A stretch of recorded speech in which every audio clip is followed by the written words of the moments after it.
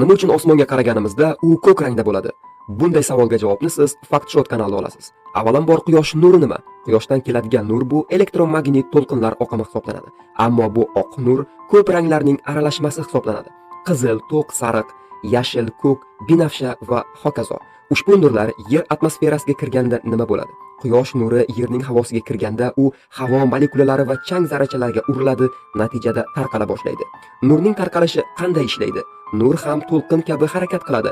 Har bir rangning to'lqin uzunligi turlichadir. Qizil rang to'lqin uzunligi kattaroq, ko'k rangning to'lqin uzunligi esa qisqaroq bo'ladi. Qancha qisqa bo'lsa, havo molekulalarida shuncha ko'proq tarqaladi. Demak, ko'k nurining to'lqin uzunligi qisqaroq, shuning uchun u havodagi molekulalarga urilib, eng ko'p tarqaladi. Nima uchun aynan osmonga qarasak biz ko'k rangni ko'ramiz? Chunki ko'k nur havo molekulalariga juda ko'p marta urilib, har tomonga tarqalib ketadi. Biz osmonga qaraganimizda ko'zimizga aynan o'sha tarqalgan ko'k nur ko'proq ko'riladi. Qizil va sariq ranglar esa kamroq tarqaladi.